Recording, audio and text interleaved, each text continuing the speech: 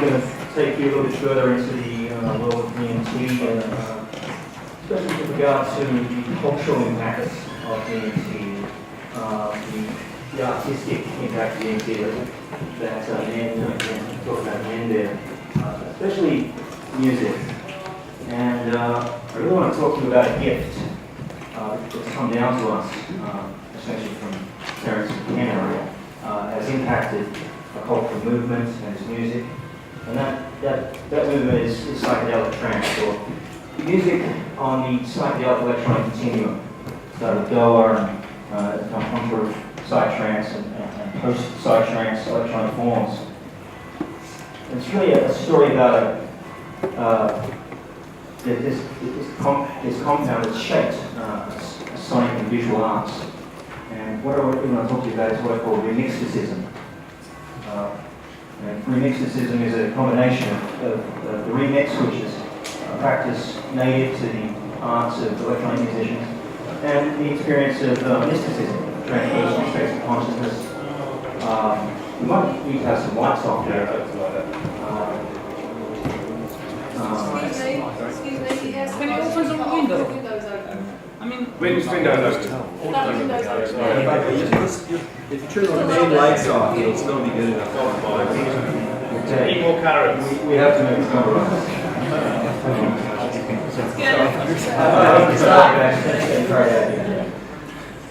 So,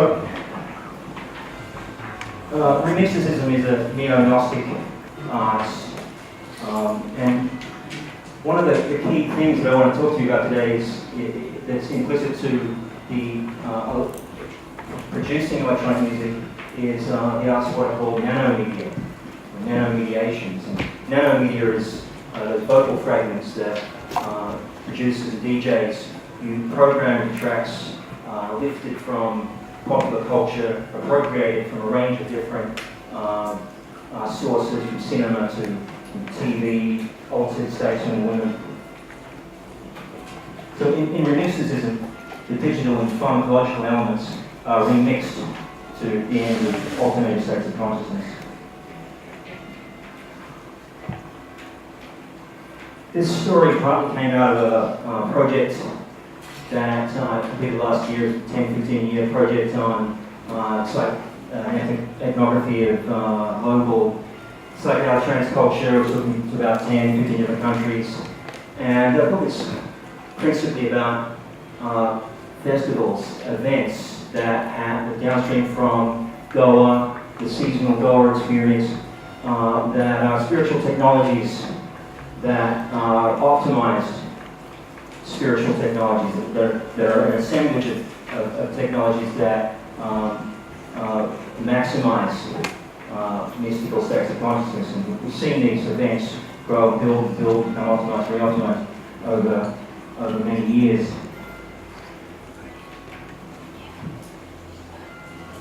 So there's an assemblage of techniques that have been developed to optimize the psychedelic vibe.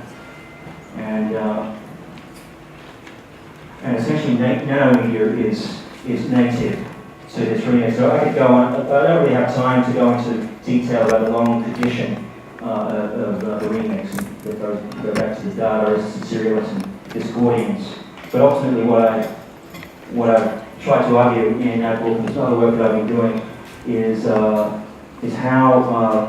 the remix and nanomediations in particular assist in synthesizing occultic revelations and romantic sentiments, and intend to affect disassociation on the one hand, experiential disassociation, and on the other hand, a synthesis and augment a wholeness of the self on the other. Now, one of the most commonly sampled individuals in this whole phenomenon is Terence McKenna, and his many lectures have been mined and coached by producers for audio jams. So I just want to provide you first example here.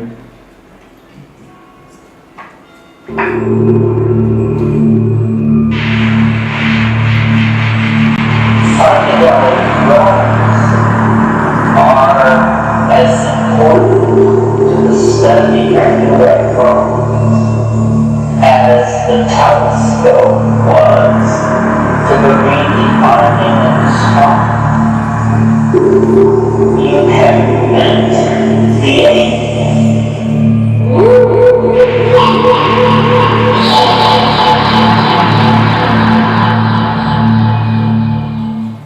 That's from the track You Can Make Your Alien artist made Hay On. I'm not even sure if I'm pronouncing that properly, but this is an example of a sample that you hear in dance floor has been programmed into a breakdown, sometimes like audio stanzas at the beginning and end of tracks, sort of like audio billboards.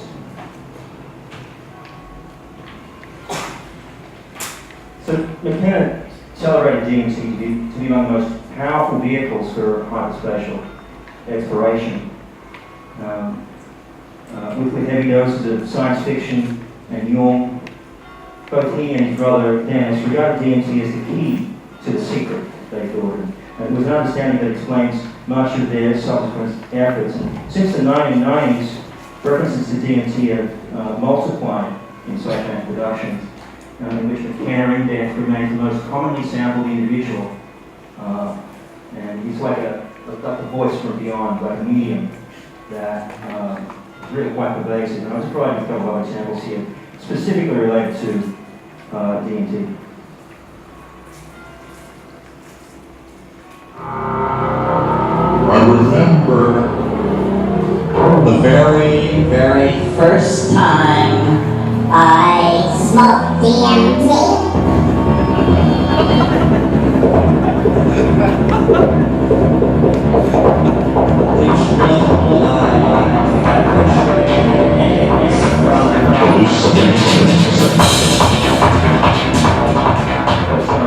Mike's sampling the can referring to his first experience in 1965. Another sample.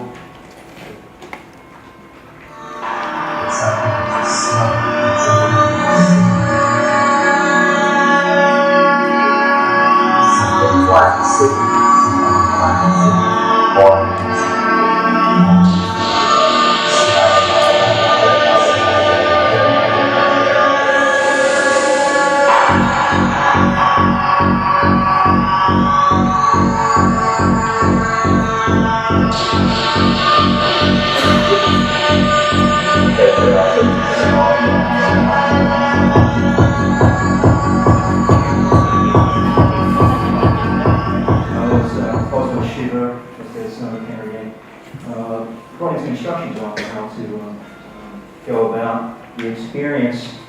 And this voice is quite pervasive in psychedelic trance over the last 15 years, especially the 10 to 13 years since Ken's death. Psychedelic Electronica has been quite literally smudged with DMT. We really have to go back to Spongle, because they were the greatest vehicle in the ethnodelic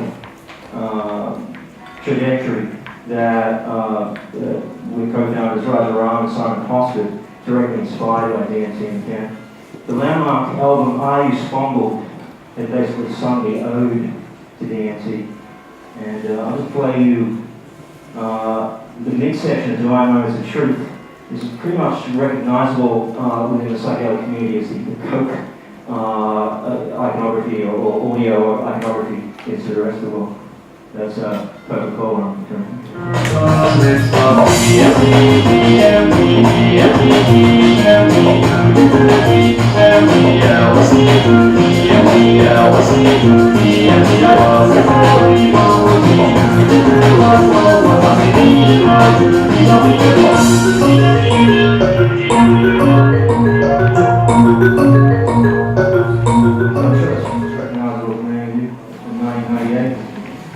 Also from that album, we'll find perhaps one of the first attempts to convey the DMT experience using samples from popular cultural sources.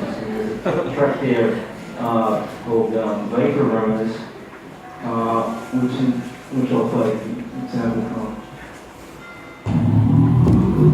It's 3 o'clock on what can well be the most important afternoon in the history of this world. Humanity's first contact with an extraterrestrial species.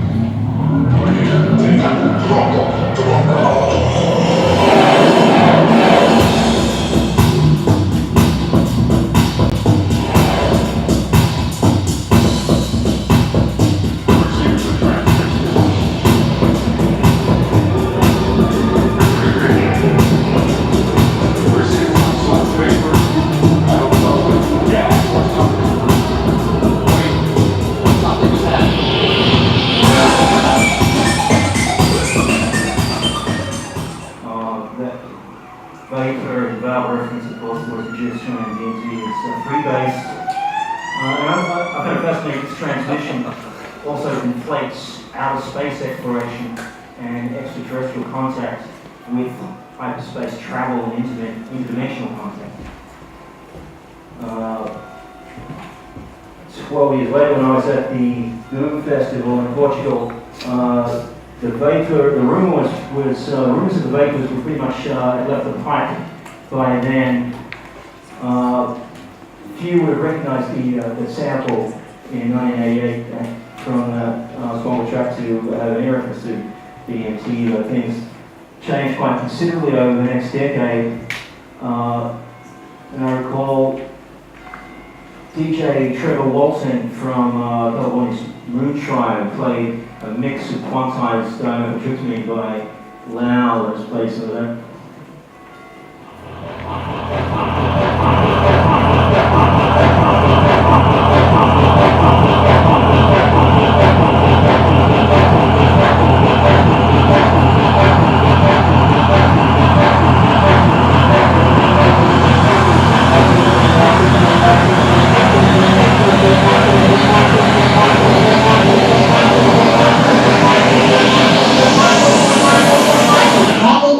Dimethyltryptamine.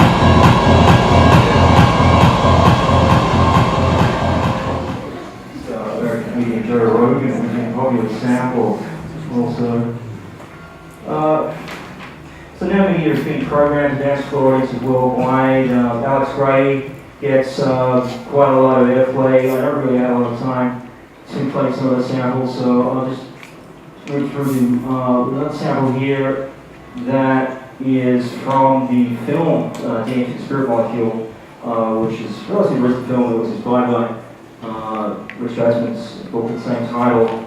And so even now that's getting funded for material. I saw the city, deep, deep distance, and it's dark, green, and all these lights flip through in a cloud, going over it. We saw sort of millions of geometric patterns and incredibly rapid. You cannot describe to anybody. They're so fast. After those who slowed down, I saw the city in the deep distance. So I was sort of watching that, and then this ball of light goes right past me, right in front. What was that? It didn't scare me because it was so close. After that, I started looking around. It's like you're in this place. You're going, why am I in this place? Then I noticed that there was this woman off to my right with a real long nose, she had green skin. She was turning this dial, and I realized she was turning the volume of lights up and down on the city. And as soon as I looked at her, she noticed I was watching. And she said, so what's going on?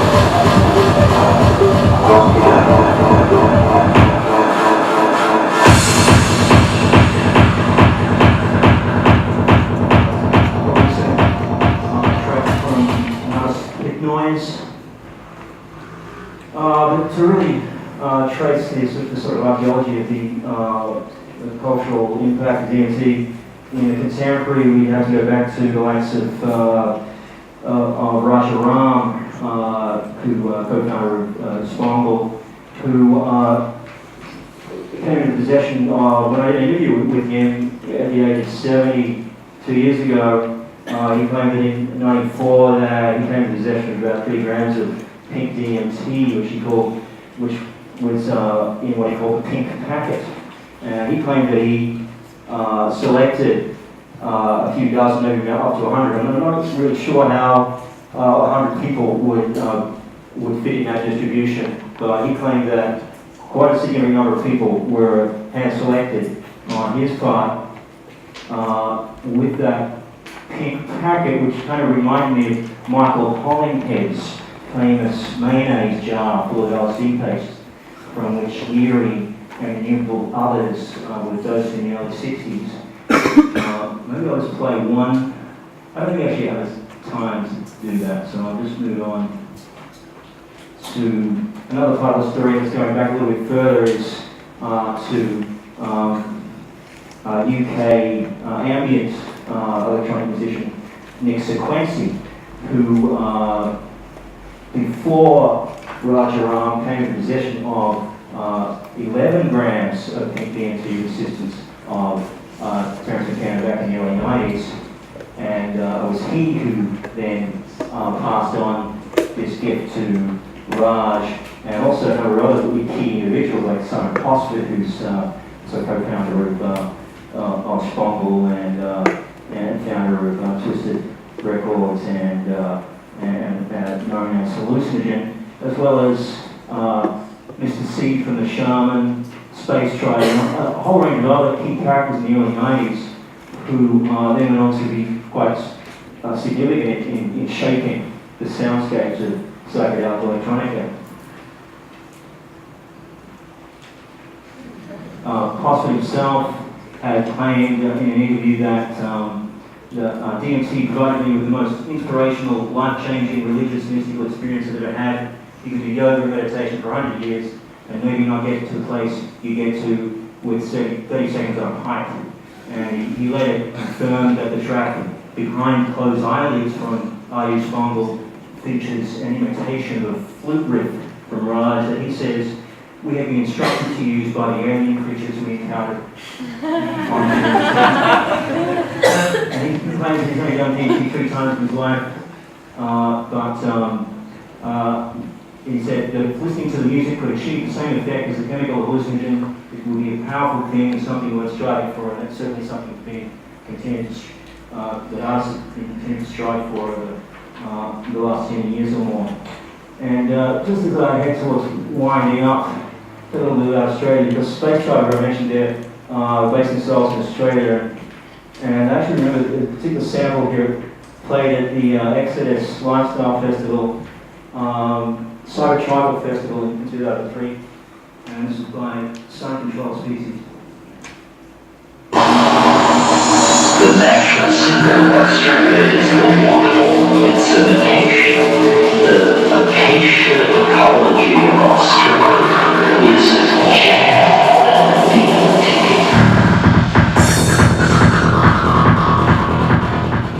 So that was actually from Canada's 1997 tour to Australia, that example.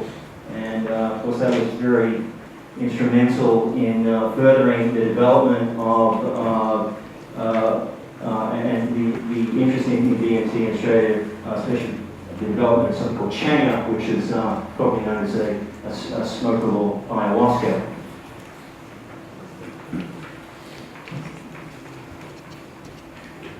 Okay, I'm just going to wind it up now. Okay.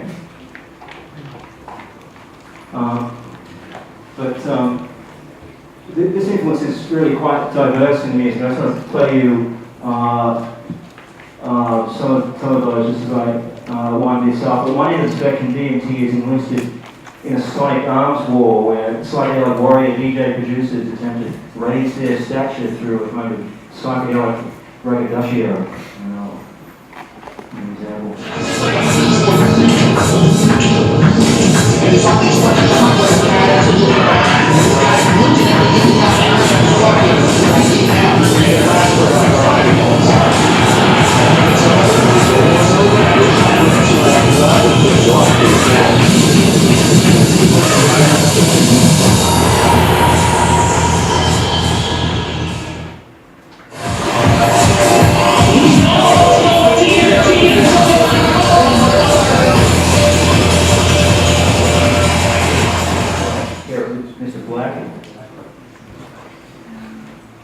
But on the other hand, a growing reverence for DMT is recognizable in work produced over the 13 years since McKenna's death.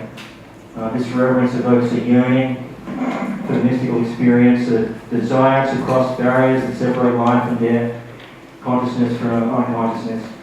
Within the visionary arts and music community, DMT has been associated with a movement towards a state of grace in which one is reconciled to the truth that what we know as death and life are inseparable. Spongle had the measure of this state on the track, but nothing is lost. From the album Nothing Lasts, but Nothing is Lost, which McKenna had the last word, and I'll play it.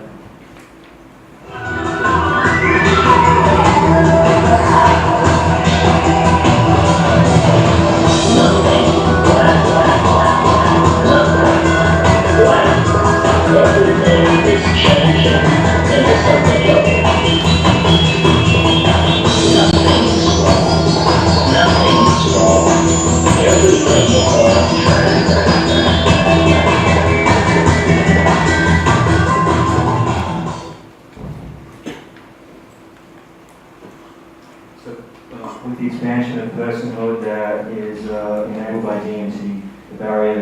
life and death grows ambiguous.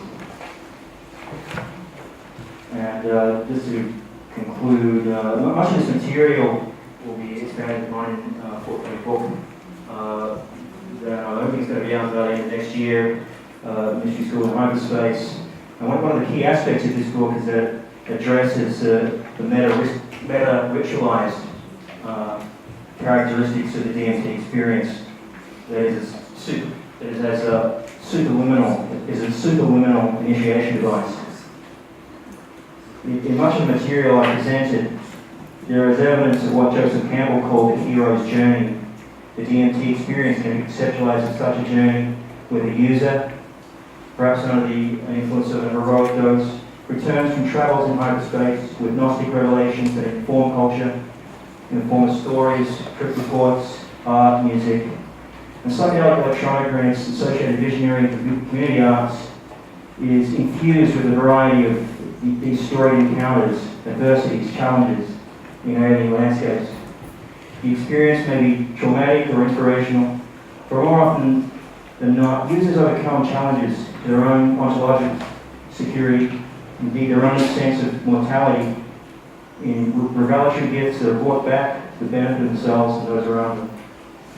As its vapors suffuse sonic culture, as the story is now mediated in science fiction, DMT is harnessed as a Gnostic technology and instrument of revelation, enabling a potent, if uncertain, outcome. And I'll leave it there. Thank you.